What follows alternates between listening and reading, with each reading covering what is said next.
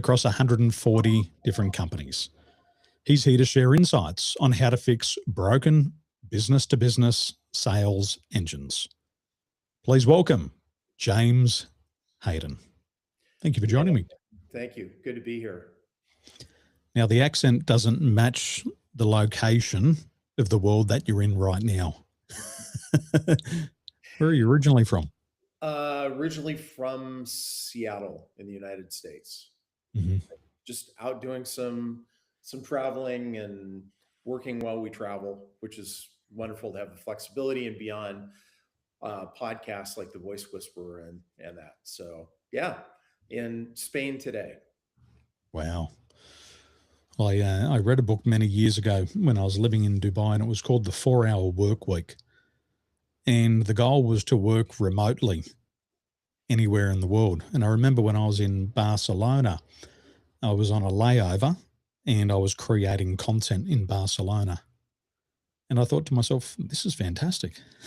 I can live in Dubai, create content in Spain, and now you're doing the same.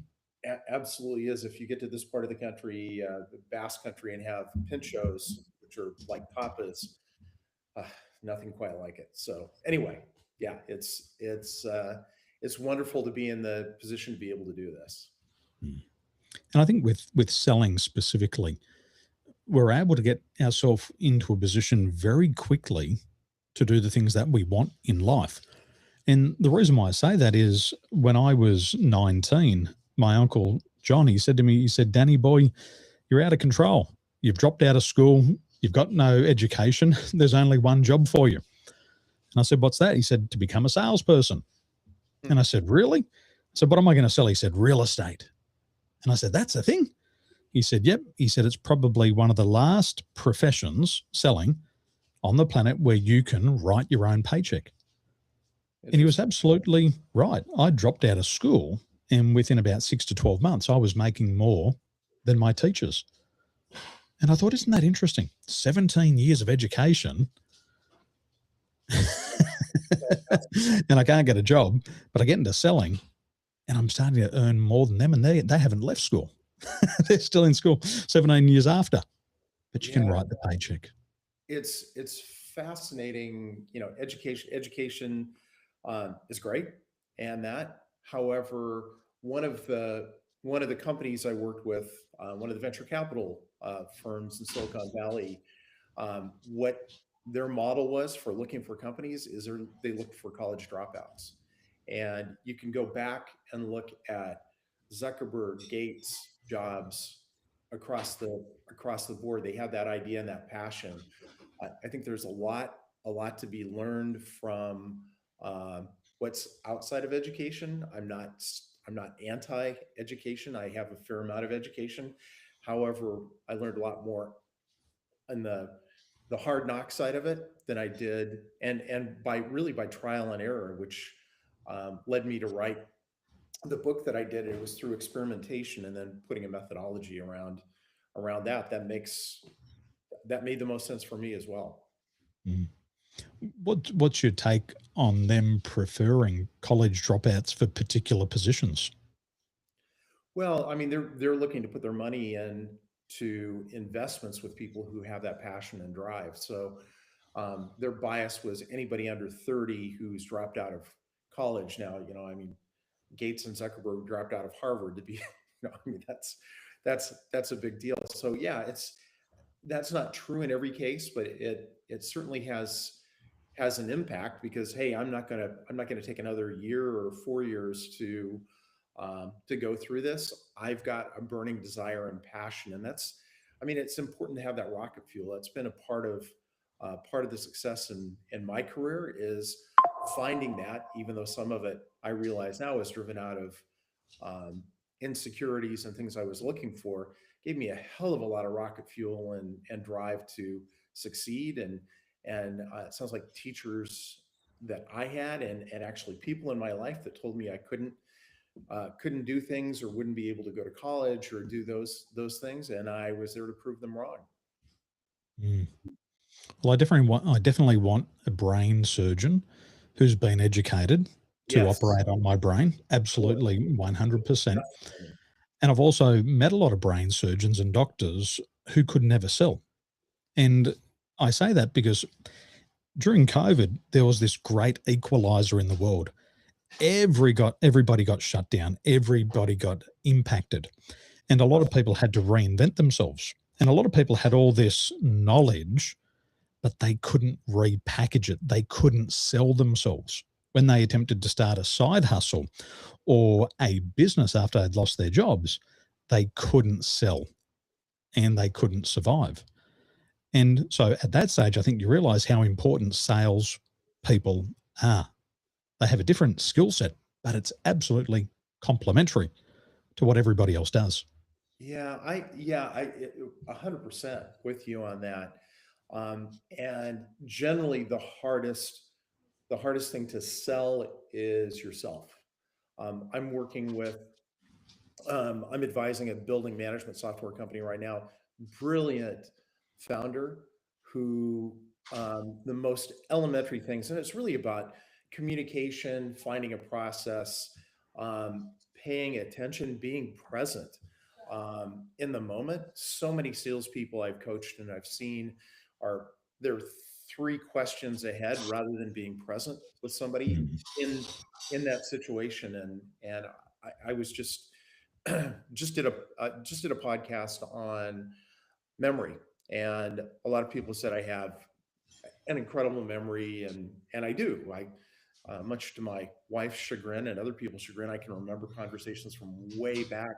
But it's really about focus and being present in that situation, and then reading what's going on with people, reading the room, as they say, which is really um, people's body language, and that's something I have gone into detail and studied. I strongly believe in it, and then finding a process in sales.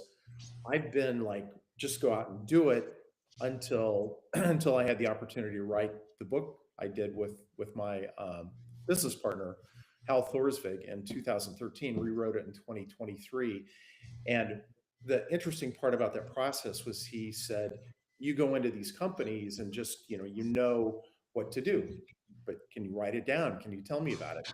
So we could duplicate that or replicate that. And guess what? I couldn't do it. He said, you're an unconscious competent. And he said, if you work with me to write this book, and it took us 4.5 years, and it's a small book, but we did it. He said, you'll become more of a conscious competent. So from there, I started working on that as a process with sales organizations. It's been very effective, is the feedback we've had, and gives you an idea of that transaction when you're with a customer, so you don't get on the wrong side of the table. You get on the same side of the table as a customer, and it's super important. And I mean, really, what really drew me to your podcast is um, about emotional intelligence and and processes that make sense, and then rehearsing those or practicing those like an athlete does frequently. Mm. Uh, it's a very positive approach to business, and you will be more successful, guaranteed. Mm. My memory is probably a little bit like yours. I tend to remember a lot. And I say to my wife, you never have to worry about me going back to any ex-girlfriend because I still know their number plates and I still know their telephone numbers. And if my ex-girlfriend ever says that I didn't pay attention, I could probably recall all the conversations. Holy And things. I believe that in terms of emotional intelligence, one of the things that salespeople tend to do is professional salespeople, they're constantly developing themselves. They're understanding their strengths, they're understanding their weaknesses. And even a particular discipline that salespeople develop is something that you mentioned before. They're not always three questions ahead. They've asked a question and they're present. And it's not that just they're listening with their ears, they're listening with their entire body. They're looking at what's happening in your physiology. Is this person really congruent in what they're saying? They're listening to how you say it, the tone, the tempo, the pitch, the volume. They'll even tie in and focus on just little words that are idiosyncratic to the individual. And then they'll remember these things, and they remember it because they're very good at making other people feel important. It's And I know that to be a fact, because if somebody listens to me in a sales presentation, I want to buy from them because they feel that I'm important. I feel important. you I feel want to buy from them. You make me feel so good. Yeah, it's interesting, Daniel. Where I really discovered it was about 20 years ago, and it was strictly trial and error.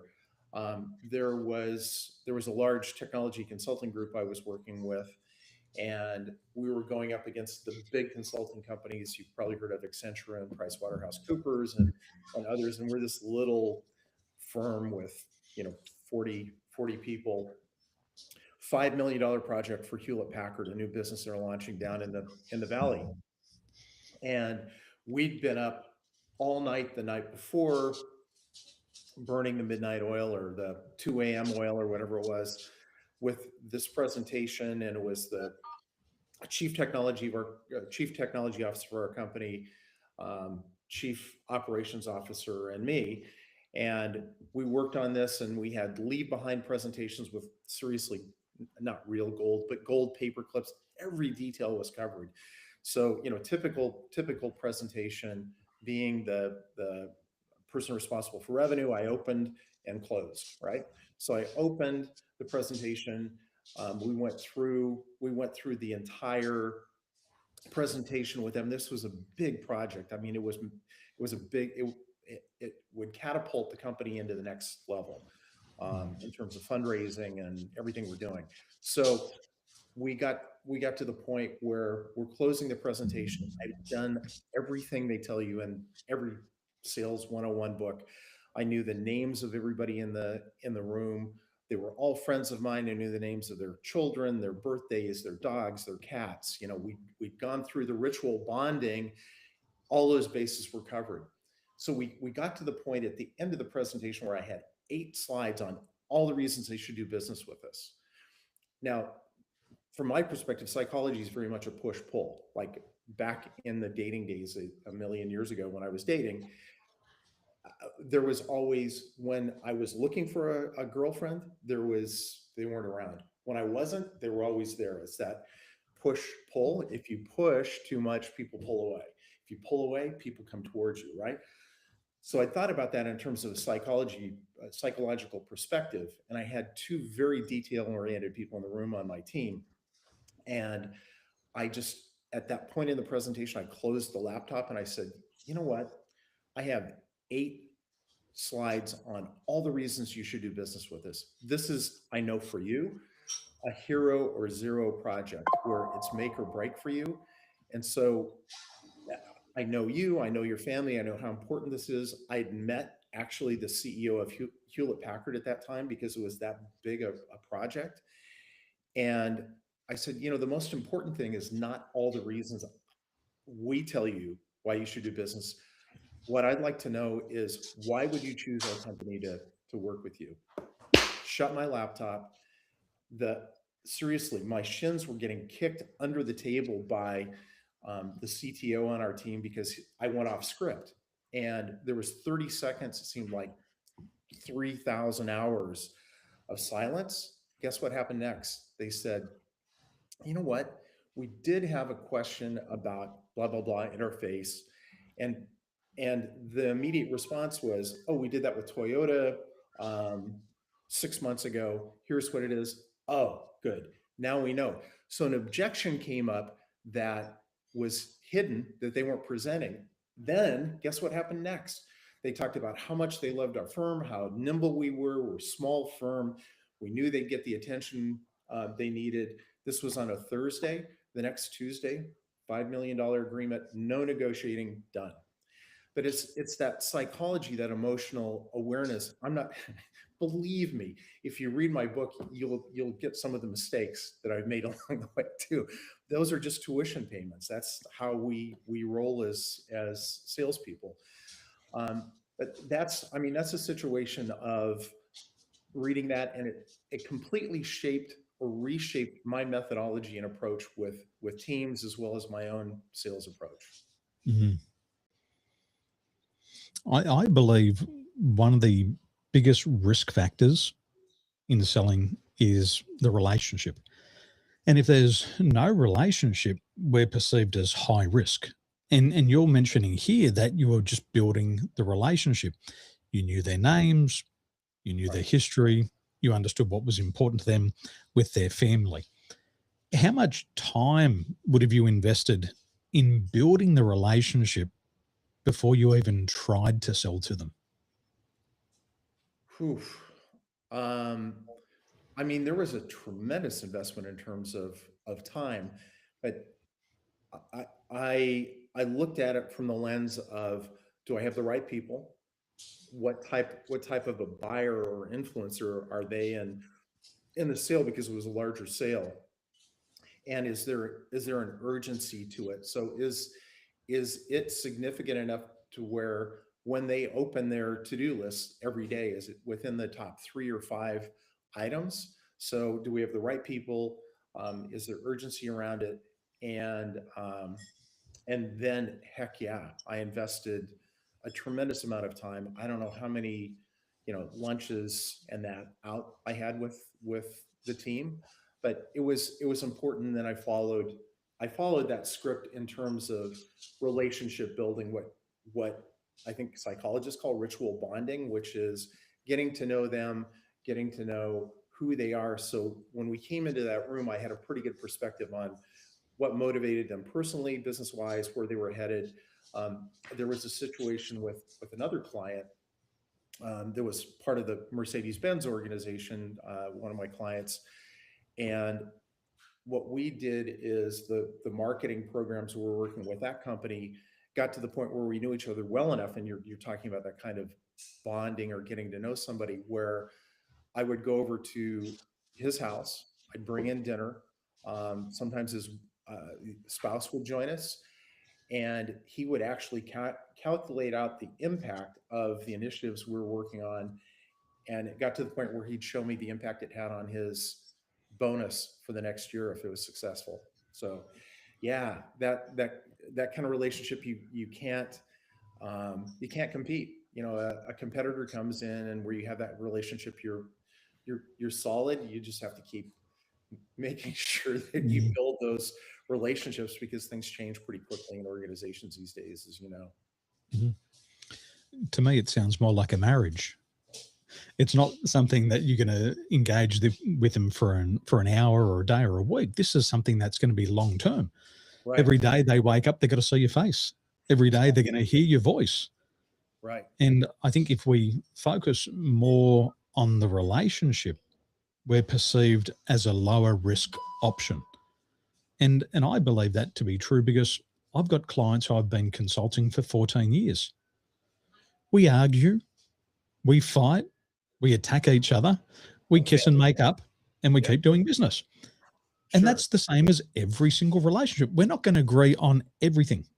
We're not No. going to agree on the wallpaper. We're not going to agree on how things should be done. But as long as we're relating, we're going forward. We can argue, we can bicker, we can kiss and make up, but the relationship is there. So when we have those conflicts or shit hits the fan, it's not a drama. No, you've It's got we've got the relationship, we've got the rapport. We like each other. you've got money. You've got money in the bank with them. Absolutely. Yeah. Relationship dollars. Really, really important. And But I think you it's earn those. important. You earn Mm. those time, and that's Yeah, they're earned, not given.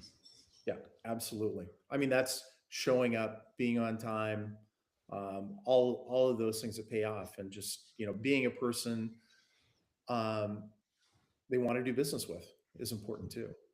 Mm. They say that Generation Z has the lowest level of emotional intelligence. They're not to blame. It's because the previous generation has been feeding them misinformation, Hmm. and specifically in selling. They're teaching them you don't have to build the relationship. This is transactional. You got to work at volume. And they get onto a call and they try to skip the relationship building process. It happened to me recently. I scheduled a call. I went through the sales funnel. I don't like to go through the sales funnel. just pick up the phone and call me. I'd prefer to do that. But I was behaved. I went through the funnel and I was waiting online for the consultant to show up. The first thing that bothered me was that the person I booked in the call with didn't show up. So that told me in my buyer's mind that I'm not important. You scheduled a call with me. You should show up. The other person showed up 15 minutes late and I was just about to hang up. And I said to the person, I said, hey, you're late. My time is really important. And their response was, well, you should be lucky that you're even on a call with me. Oh, you've got to be kidding. And I said, you know what? Let's just stop it there. You're late, which tells me you don't respect your own time and you don't respect mine. And to treat me like that, somebody who could potentially spend $30,000 today, piss off. You're high risk. And they got a shock. I'm so sorry. No, it's too late. Because in my buyer's mind, you're late and you don't care about me as a person. You're not selling to a number, you're selling to a human. And a lot of people are being taught this misinformation that the relationship isn't important. Well, if you're selling bubble gum or shoelaces, it's not important. But you're asking somebody to spend $30,000, $40,000, $50,000, $5 million. I demand a relationship. Well, and it ties into something that's really relevant these days too, with AI being part of the sales process. At some point, there's a human intervention. Now, a tremendous amount of data, some of the outreach can be done, but at some point, a human has to be involved. So I don't believe AI will replace humans in the sales process. The people that will be the most successful will be AI enabled in sales, especially. It is a human game. In your opinion, what are the upsides of dealing with a human in the sales process, and what's the downside of dealing with an AI bot? Upside of humans and downside with a bot. The bot doesn't always tell the truth, for one. Neither do humans. at times, it's impersonal, and it's not a lot different than if you've called customer service and you get caught in a phone tree. Press 1 for this and 2 for this and 7 for that. You can get caught in a loop that a human can intervene where AI does not, or a bot does not. People need that human interaction at some point, and I believe it's more relevant, especially in larger transactions, like you were talking about, a $30,000 opportunity, where you don't want that cold, kind of cold transaction. You want to know that there's a human behind it that can trust you, that has feelings, that has emotions. That's what AI cannot do. Now, I will say one thing that I find quite interesting now is, and I just discovered, if you go to a couple of different AI platforms and put in ask me 10 questions I don't know about myself, you'll get some amazing insights. But what do you do with it then, right? It's pretty fantastic. Try it. I did it in Chat GPT and one I use, which is called Perplexity. I've tried Perplexity. I can't say it. Perplexity. It's a tongue twister. One of my early mentors, he said, before you call on somebody, he said, you should go and stalk them. He said, you should go to their website. You should research them. You should read through their blog. You should sign up to their newsletter. You should read their social media posts. You should watch their videos, and you should know more about them than they know about themselves. He also said that in the sales process, there's no such thing as being overly prepared. So he said, if you were going to research about your client for an hour, you should do it for 2, and you'll never fall short. And I'm very literal. And so I thought to myself, if this is what the experts do, I'm just going to do that. And I would go from business to business. I would make a few cold calls or I'd call on offices, but I would always get appointments. And the first thing that they were surprised about was how much I knew about them. Like you were mentioning before, their name, what they do, what they've achieved, what they do for fun, how many dogs, how many cats, how many children, what's their partner's name. And you start to talk about this and they go, oh my gosh, this person's done their research and they feel important. And the Yeah. key part is reciprocity. They feel important, they feel special, and they want to return the emotional favor. Daniel did something nice for me, made me feel special. I want to listen to him for at least 2 minutes. And I've always done that. And I've had low numbers of outbound calls and these crazy conversions. I have a particular program that I offer, and the close rate's about 95%. And so I know when I get into a call, I've done all the preparation and I always close. What program is that? What do you use? I've got a couple of bits of technology.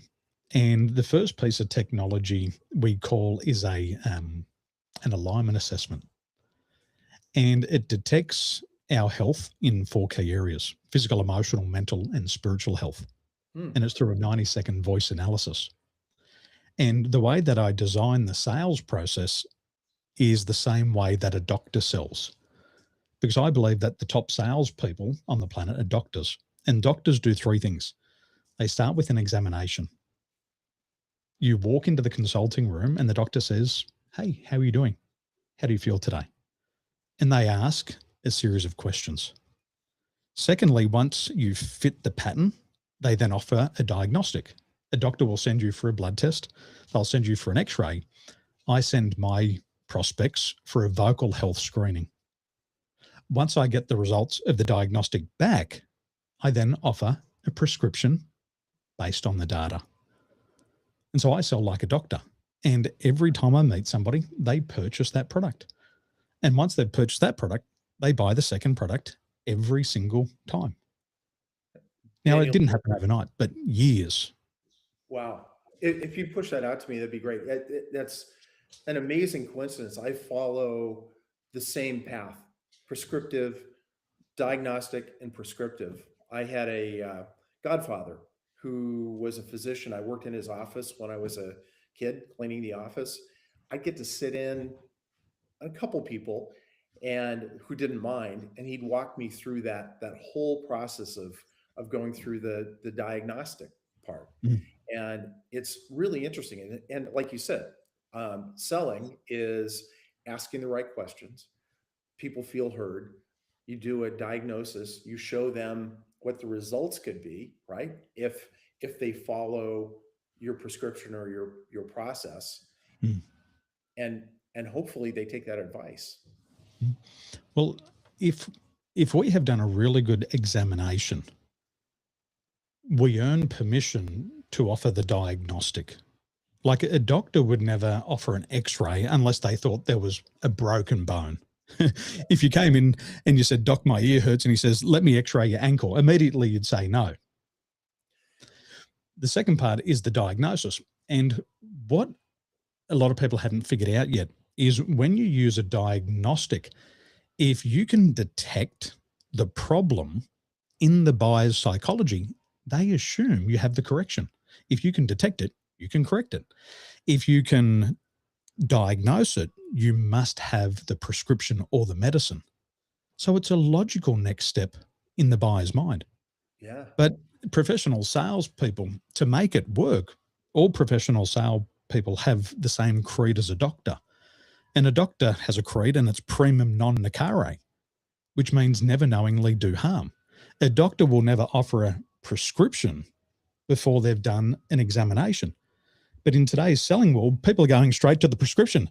Have my medicine, have my medicine, have my medicine. People are like, I don't even know why I'm having your medicine. Did you ask me a question? Did It's you diagnose me? it's the hammer looking for a nail, right? Is an example. Mm. It's this is fascinating because I use this analogy with a lot of sales teams where if you are going to the doctor and your knee hurt, and the first thing they do is they take you back and they show you the physical therapy equipment, they show you the MRI equipment. you'd go, what the hell? Get me out of here as Mm, fast as you can, because mm, my knee hurts. I want it fixed. And let's talk about that rather than saying, does it hurt when you plant your foot? Which is exactly what you're talking about. mm. And um, yeah, it's fascinating. It's one of the best analogies out there. It's cool. We must be related or something, We Daniel. might be brothers. I'm the older brother. Hopefully. My philosophy is just like a doctor's philosophy. If the patient comes in, the client comes in, the prospect comes in, and they say they've got a sore knee, your whole conversation should be designed around the sore knee, Fix the and damn that's knee. it. Yeah. But the problem is that people are so keen to talk about themselves, and the salesperson's like, "Well, let me show you my equipment." Blah blah blah. Happened to me. I went to the hospital because I had a sore back, and I'd tried many different things, as we all do before we go to the doctor. And I gave in. I walked in. The doctor was late by 40 minutes, so I'm already pissed off. The credibility every single minute is dropping Yeah. because my time is valuable, and I scheduled and I should be getting in on time. But I'm also understanding, which is a problem. I eventually get there, I sit down, and all doctors and all salespeople should ask the question, where does it hurt? Doctor said, where does it hurt?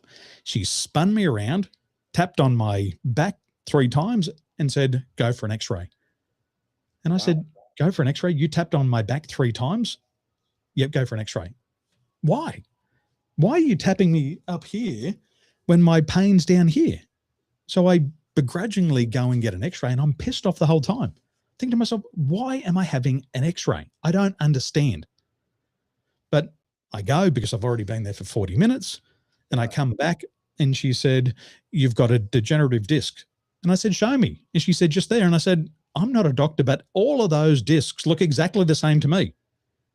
She said, here's the medicine, and there's a prescription to go for therapy. What's the medicine for? To take it. Why?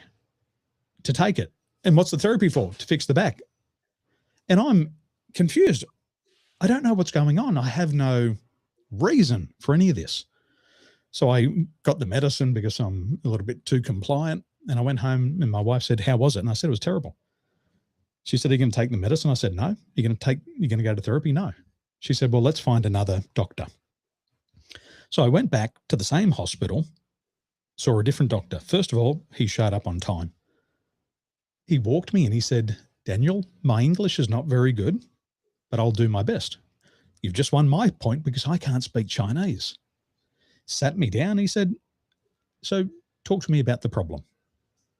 Where does it hurt? My back. Okay. And when did you start having the problem? And then what happened? And then what did you try? Did it work? Okay. Have you tried the gym? Have you tried this? And he took me through about a 15-minute examination before he even touched my body. And then when he touched it, he said, could I just touch your back?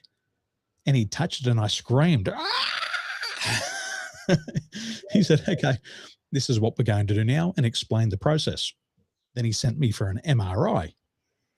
I came back and he took me through the MRI results and he said, Mr. Tolson, I haven't been able to find anything on the MRI results. So it means all of these things are not the problem. He said, we should do a different diagnostic. And I said, absolutely, I'm ready to spend. And I went through the whole process. And then eventually I came back and he said, Mr. Tolson, there's nothing wrong with your bones. There's nothing wrong with your tendons and the muscles. He said, you're just dehydrated. Go drink some creatine. So I went and drank 20 grams of creatine the first day. Pain disappeared. That's amazing. But he took me through that journey. He asked questions. He said, these are all the things that aren't the problem, but I'm still buying. I still want a solution. And he didn't have the right thing, but he said, just go and drink some creatine. You're dehydrated. 6 months. Would I go back to him? Absolutely. Would I refer to him? Absolutely. And would you have paid a premium for his services? Absolutely. It's a big, big thing. Yeah. Amazing story. Whatever he would ask. And I was doing a little video today and I said, ask is the most important word in selling. You got to ask questions. You got to ask for permission. You got to ask people to take action. But we've got to Yeah, learn to ask. it's interesting, and so many salespeople, they'll go into, I have to show you the MRI equipment, I have to show you the physical therapy before we can talk about your problem. Hmm. I believe it's better to go in without, especially the first few meetings, without any kind of big presentation, and make it, at that point, gather that information, go through that diagnostic, and then come back with a bespoken solution for the client. And the other thing is, one of my pet peeves is people have asked me, what's your biggest sale? You know, tell us about your biggest sale. And it's a little pedantic, but I say, I've never sold anything to anybody. What I do is I have a process for qualifying prospective clients for organizations, and I walk them through a process that qualifies them to buy our solution or not buy our solution. So I move people in and out of a structured pipeline and process quickly. Mm. That's what I do. But I've never, it's selling refrigerators to people that live in Antarctica or Alaska, right? That just doesn't, that that doesn't work. That's pretty OG, Mm. actually. Mm. And yeah, I mean, you're really hitting on some very relevant points, I think, for sales organizations too, that you can't skip the human side, but also, be real, have your voice, be authentic, and have that kind of process that you and I are both talking about. It's super important. Mm. In your career, when you look at your performance or other people in your team, being real, what does that look like in the field when you're being real with people? Yeah, that's that's a really, really good question, because sometimes, um, every organization is going to have some weaknesses in terms of what you can deliver. So it's being, um, I tend to be more client driven in terms of perspective, and then look at how that particular product or solution fits the market, and feeding that information back to an organization. I'm not saying completely flip around the plot with the product, but being real is just being honest um, with teams, with clients, in terms of expectations. One of the technology solutions I was in, what we would, somebody's at our door here. Got some room service. Yeah. Uh, the one of the solutions we were working on, I said, we have to, um, you want to get through this, and you're going to be much more productive. You're going to get a big return on your investment when this is complete. However, what you can expect over the next, 2 to 3 months, is you're going to go through what we call a valley of despair. That change is going to be difficult. So it's setting realistic expectations and not, um, sugarcoating it too much. Mm. Those realistic expectations, how do they compare to over promising and under delivering? That's a good way to lose clients, actually. So many times I've heard people say over promise, over promise and over deliver, but it's not always realistic. Like that valley of despair. I know a lot of times with my clients at the start of the coaching relationship, the hope and the excitement is really high because they've set a goal, they've set an agenda, they've set an objection, and the body just dumps free drugs. Oxytocin, serotonin, dopamine, we're on the journey. And then Exactly. it wears off and you've got to start to ask the tough questions. And if they're not prepared for that part of the journey, it's like, oh my gosh, I feel like I'm being attacked. I'm being challenged on my ideas. Well, that's what you hired me for. That is. But shame on me if I didn't prepare you for that journey. Yeah, we're getting There's some cleaners that are kind of here in the background, so I think we've got a little bit more time. But We do. And you've got your virtual screen on, so we can't see them. okay, yeah. One story, just a quick story that I heard actually from a client when we're talking about honesty was there's this fitness fanatic who's 30 years old, peak of his career, um, eats perfect foods. Everything is organic and range fed and works out 3 times a day, pinnacle of health. And he wakes up one day and he's dead. He's St. Peter at the pearly gates, right? And he said, this can't be. And so St. Peter said, well, we don't make mistakes here. Please look at the book. St. Peter looks through the book, and he said, this is the first time this has ever happened in eternity. This is a mistake. And so this icon of fitness looks around, and people are playing harps on clouds. And he said, this looks pretty dull.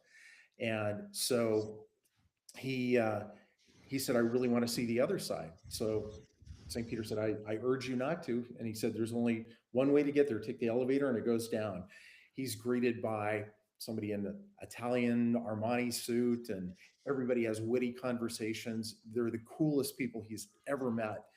He goes back to earth and just indulges in every sin, everything he can think of. And 5 years later, he passes away, and he goes there, and there's the same person in the Armani suit, but with red and horns and a pitchfork. And he said, I don't understand. This is not what I expected, not what I bought. And the devil said to him, well, you were a prospect then, now you're a client. Anyway, so I think that's how clients feel. So it is important to be very honest and upfront. One gentleman I follow in Australia, he summarized it in a couple of words, and he said, raw is real. And he wants salespeople to tell their customers the truth. This is how it is. There's no need to sugarcoat it. People are willing to hear the truth. Exactly. And just be real with people. So essential. Now, I know you've got cleaners there and you need to have a clean apartment. One question before you go. You've written the book and it's now published. What's your favorite part of your book? When you reflect on what you've written, what's your favorite part of the book? Favorite part of the book is the format that can take people step by step through a sales process. They can follow a checklist, and how it puts them asking the right questions, puts them on the same side of the table as their respective customers, and they can qualify quickly in or out. Beautiful. James, thank you so much for your time. It's been a pleasure, and I look forward to speaking to you again. Thank you so much. Thank you.